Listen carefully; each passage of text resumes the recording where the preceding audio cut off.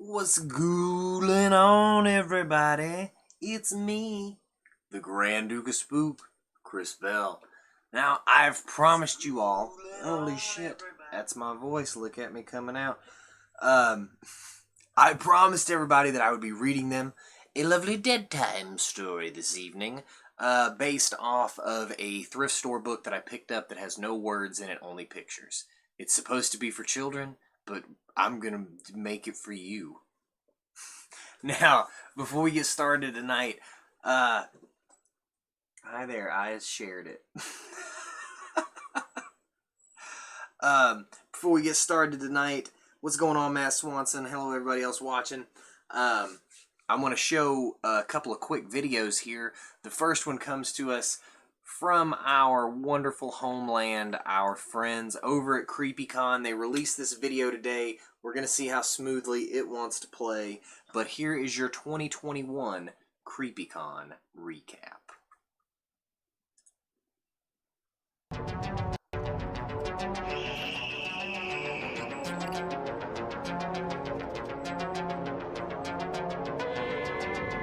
It's very spooky.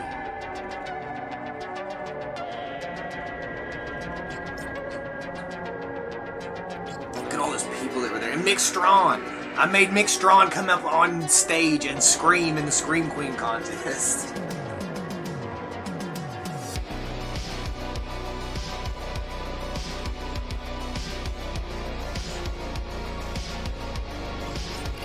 Yes, Thriller. Oh, Greg Carney. We love Greg Carney. So many cool costumes this year. Baphomet, our friend over at Screamville. Mr. Doug Cox. Better than Carpetbagger's video. Uh-oh. Uh-oh. Hey, look at that handsome devil.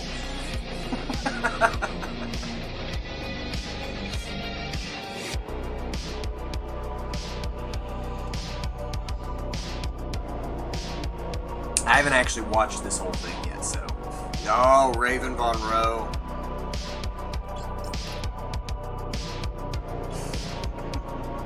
There was a lot of cool art there this year. And this is what I'm talking about here, too. So many freaking awesome costumes that we got to see. There's David Cunningham. Look at him standing over there.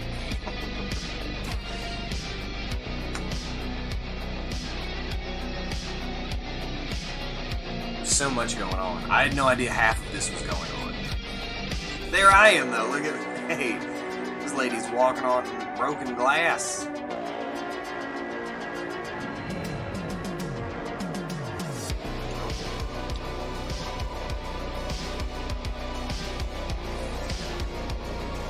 Mo and Ella over at the Black Cat. That was their setup right there.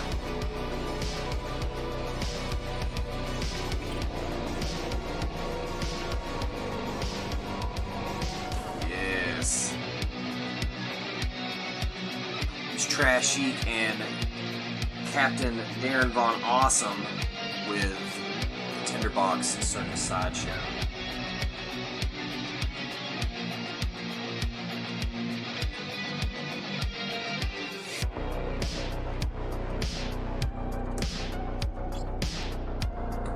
This? I was on the main stage. When did that happen? This goes to show just me watching this video how cognitive and alert I actually am during CreepyCon. I am literally on autopilot for 3 days straight. What coffee do I have tonight? The Colombian Nariño. Their limited edition series of coffees that they brought back from Colombia with them, and the Nariño has become one of my favorites to have here at night. I really enjoy it at night. It's a lighter roast coffee. Mick Strawn was such a sweetheart. Look at that sweet thing, that sweet face that Mick Strawn was. I got like 3 coffee cups sitting back here, and only one of them can. It's like I've played a jigsaw game with myself.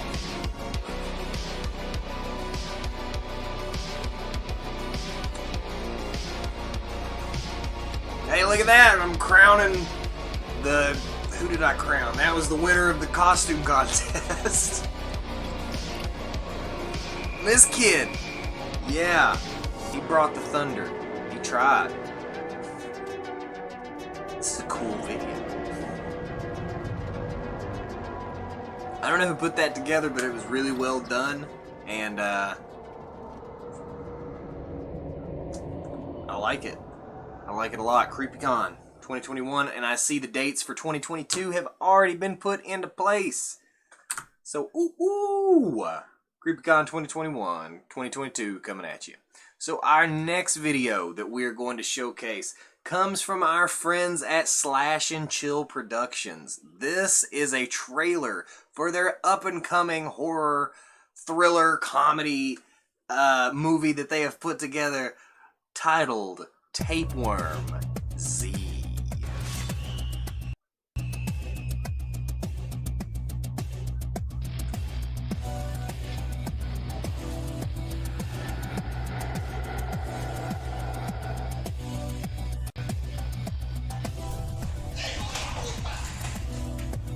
These some bitchin' kids come running in here talking about some damn worm trying to eat them.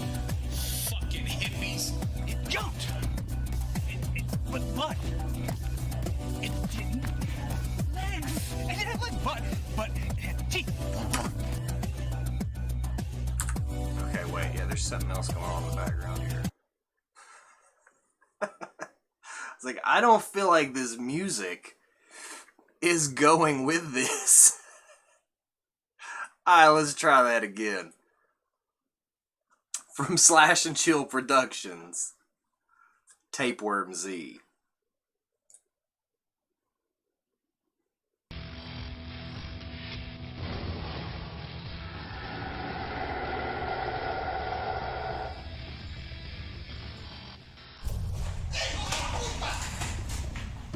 These some bitchin' kids come running in here talking about some damn worm trying to eat them.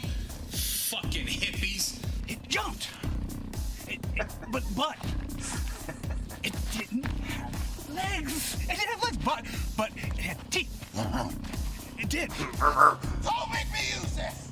I left my gun in my house! We are hunters, and there's a lot of interest in the destruction of these worms. Why? Because they're a parasite. Shit. That was not a wise move. He's alive? That guy's terrifying. He's fucking alive?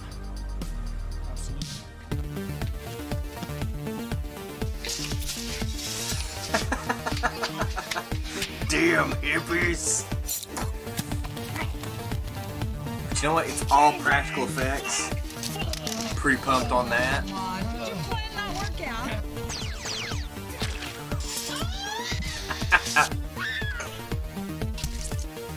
Yes.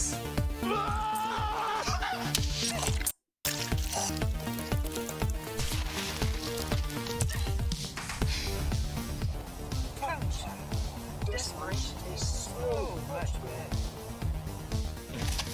Uh-oh.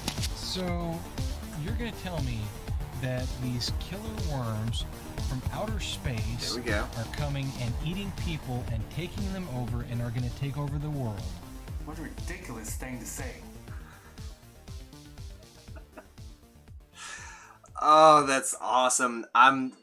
This is one of those movies that I think is going to be really, really good.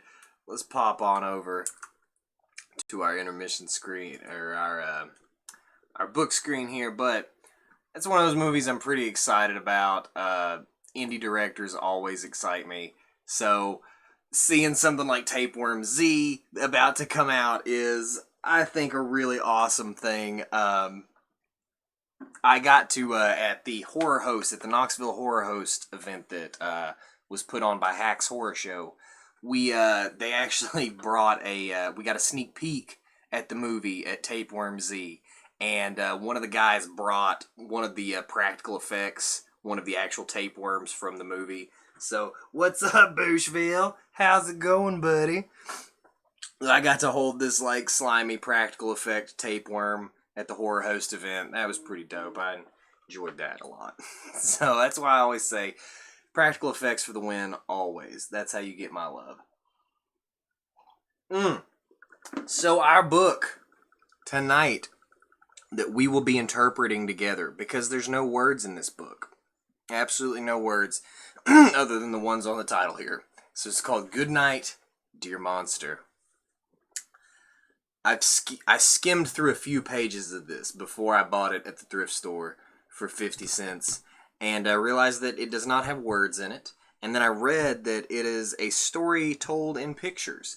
So it's supposed to be this fun thing that you do with your children, and you let their imaginations run wild.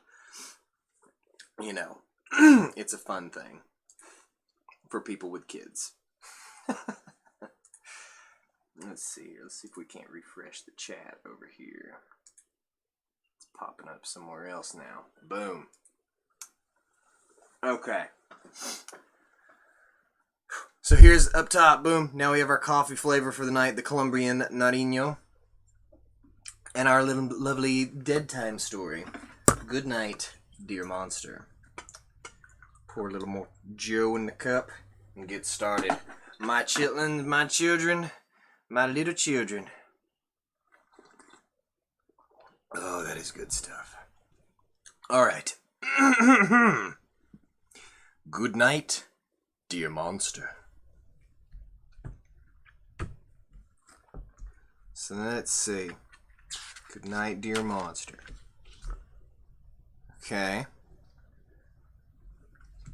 So it would appear here that once upon a time, a Yugoslavian princess and her small furry companion, they woke up one day. Nope, they're not awake. They're just saying hello. From a distance away, the little Yugoslavian lady and her furry companion say hello. But then, that takes a lot out of them. So now they're very sleepy, yawning. I get the same way if I have to talk to too many people in a day. So, the Yugoslavian child, is she Yugoslavian? Let's see what's happening here. Okay, she somehow completely, well, what would normally be considered toothpaste is this crate. I think she's trying to caulk the sink before bed. She's trying to make sure that it's good and sealed up, but as you can see, it's going all over the place, which is a common problem that you do have in plumbing jobs. So it looks like the bear, her furry little bear friend, he's just brushing his teeth. They're brushing their teeth. Would you look at that? That's what that is. And she's just really terrible at using toothpaste. Okay, so the Yugoslavian princess and her tiny bear, they are brushing their teeth here. And, Freddy Four Fingers comes in the scene. Everyone's favorite fiend. And it turns out to be Uncle Henry. Yes, everyone knows Uncle Henry. This is what I look like first thing in the morning. It's fresh out of bed. That's me. Give you a good indication. So, the tiny bear friend is not very pleased about the arrival of Uncle Henry. He, I think, has probably a past with Uncle Henry. The two of them didn't get along, but you know, it's her uncle, so he kind of tolerates him. But he runs in the room. He's trying to warn her, like, "Hey, Uncle Henry's here. We got a problem. You know how we feel about Uncle Henry." And then she's like, "Nuh-uh." She looks for Uncle Henry over here, and he's not over here. So she's like, "Nah, I don't have peripheral vision whatsoever. You know this. You know that about me, so it's very insensitive of you to tell me to maybe look out of my peripherals. Obviously, you weren't thinking." So then he's like, "Well, I'm sorry, I didn't mean to be insensitive about your vision condition, but maybe I was mistaken too." They now both seem to have lost track of Uncle Henry the monster. Yeah. It's very suspicious. Very suspicious things are happening here. And he doesn't know why. He's just... Why is nobody paying attention to me? Yes, this is a children's book, Matt Swanson. That's why I'm telling it in the children's story time. So they're convinced whatever, it must have just been the wind. There's no Uncle Henry, no monsters here. We're good. So she's like, listen, Barrington, I'm gonna need you to quit fucking lying to me, because I don't appreciate the attitude. It's very disrespectful for you to tell stories about Uncle Henry being here and being a monster and everything else. So they go to bed. They just lay on down. It's time for Betty Bye time. Here we go. But then, as normally does at nighttime, the darkness comes. And it's not always smiling, but this darkness is very happy to be encroaching upon the Yugoslavian princess and her small furry companion. Oh, but then it turns out that the darkness is not just a rock group with a fantastic song called I Believe in a Thing Called Love, but is also Monster Uncle Henry, who was hiding in the shadows. Why was he hiding in the shadows? Maybe this is why Barrington doesn't like him very much. Because who does that? Who's just in the shadows waiting? Only people that are up to no good. Very suspect still. Moving right along. Well, now Uncle Henry has a very devious look on his face and a very phallic shape to the end of his nose. You ever seen Nothing But Trouble with Dan Aykroyd? That's what Dan Aykroyd's nose looks like in Nothing But Trouble. And it is revealed that it is the tip of a penis. It's the tip of a penis on his nose. The penis. So possibly Uncle Henry had the same condition. How about that? But she's none the while the Yugoslavian princess and her tiny bear friend. I think, he has been alerted. He's like, yo, you gotta wake up. There's something real not good going on. He's like, yo, quit ignoring me. You know, I'm barely trying to fucking save your life. Why don't you look up for 5 seconds? I don't think it would be that much of an inconvenience. And Uncle Henry the monster, he's just bored of it by now. He doesn't even want to eat people anymore. He's just like, he's over. Look at that. That's a monster that's over your shit. So, finally, after begging and screaming and pleading, looks like he was barely able to wake her up out of the bed. And the monster is just depressed at this point. He's not feeling it anymore. He's like, I do this day in, day out to feed my monster children. And then people like you just act like I don't even exist. You make my job so much more difficult. It's a whole thing.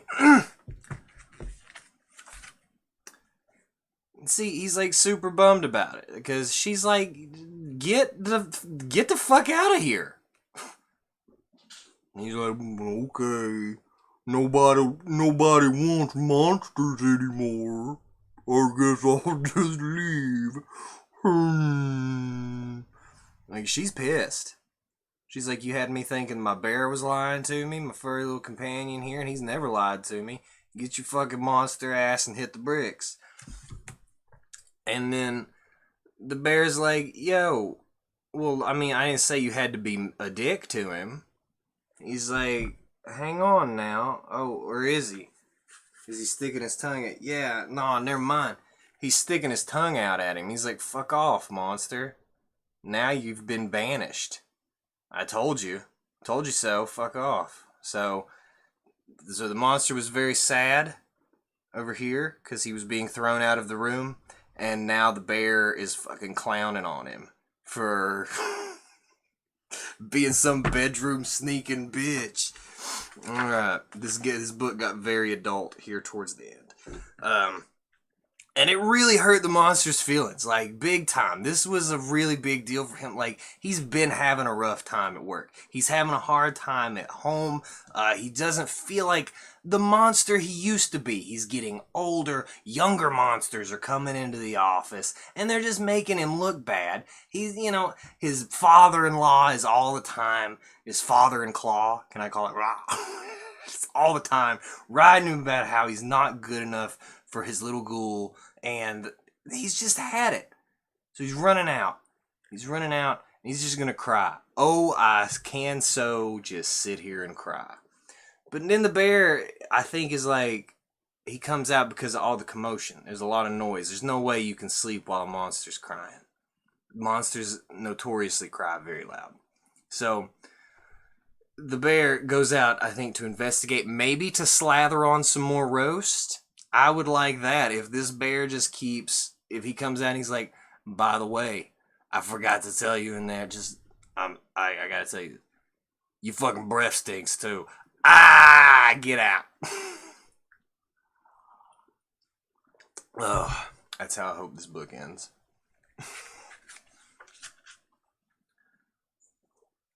Alright, now he's like, yo, listen, we got this blubbering monster out here. We ain't never gonna be able to get no kind of sleep. Dude's out here just like crying. He's a grown-ass monster, and he's sitting in our living room crying like he got, problems and shit. Like, we got problems too, you know? What's going on? Ain't nothing going on but the rent in here, motherfucker. You know what I'm saying? So, then he's like, come here, look. You see this? You see this crying monster? Like, we got problems because we got this monster in here. So, there you go, blubber monster. Are they about to come in and put the sauce on him? I hope so. I hope that the two of them walk out and just berate him now with insults, and he, leaves. I guess that's how you got. Yeah, there it is. So she lets him know. Also, you left you big clod hot and muddy monster footprints all through my house, and on top of that, you cry like a bitch. And the monster's like, for real? I do? Well, I just noticed that I snuck up in somebody's house who looked like a little girl, and ain't nobody parents home. So either somebody parents stay out late all night and don't care about them, or they're dead. Should I call you dead parents, Batman? What's up? So now now the monster and the little girl have engaged in a roast battle. They're getting really personal with it so far. It started pretty harmless just because she was kind of annoyed because he was in her house and she's trying to go to sleep with a little furry companion there. And it has now really escalated into a full-on roast battle. So now the little girl crying because, yeah, I guess her parents are dead. I thought she was a Yugoslavian princess in the beginning of this story, but now I'm beginning to think that maybe she's just on her own. But this bear does have a belly button, which still inclines me to believe that that is her furry small companion. Next. So, looks like,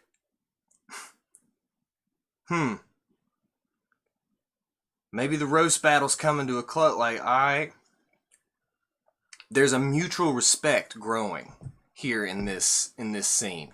It looks like the roasts have been good. They've been, it's kind of like when somebody that you don't like makes a joke, but it is funny, so you laugh about it, and you're like, ha, damn it. I think that's what happened. Like, she was like, hey, you fucking, sad bitch. And he's like, hey, you dead parents having kid. And they're like, alright, you got me on that one. So here they're just kind of, I think, realizing that they actually have more in common than they previously thought. Now it's really, they're seeing that there's more than meets the eye.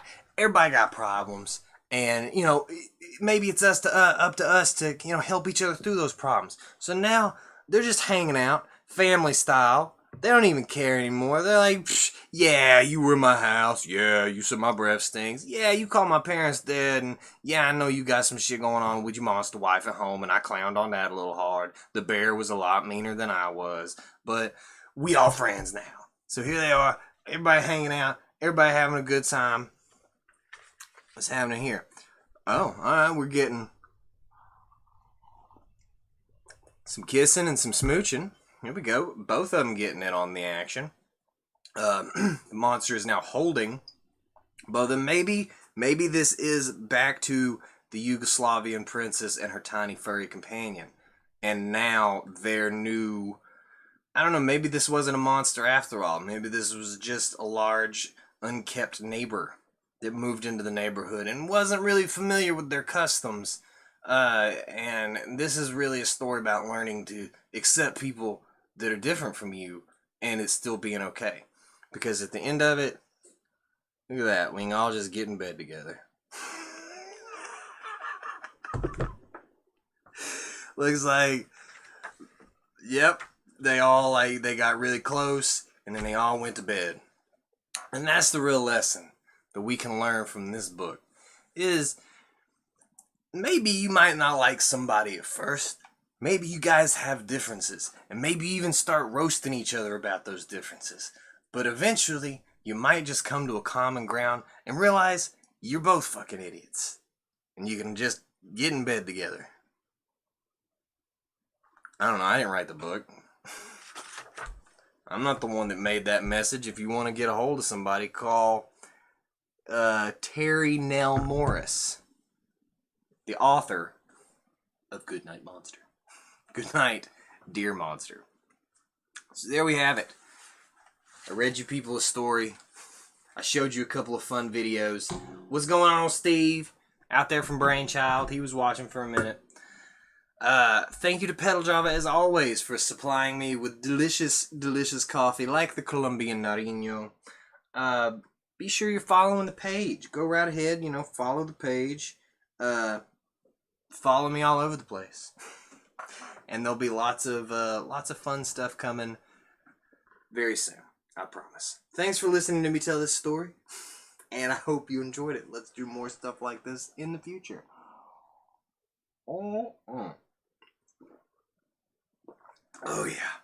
Until the next time, my funky fiends, be sure to keep those eyes peeled, because there's always more coffee and more creepy ghouling on in the Creature Corner. Bye-bye.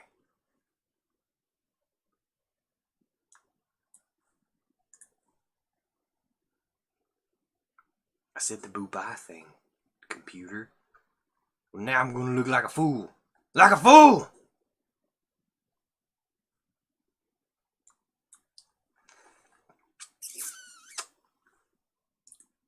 Well, I've done the thing. I've done everything now. I don't know, cut it out, man. I don't...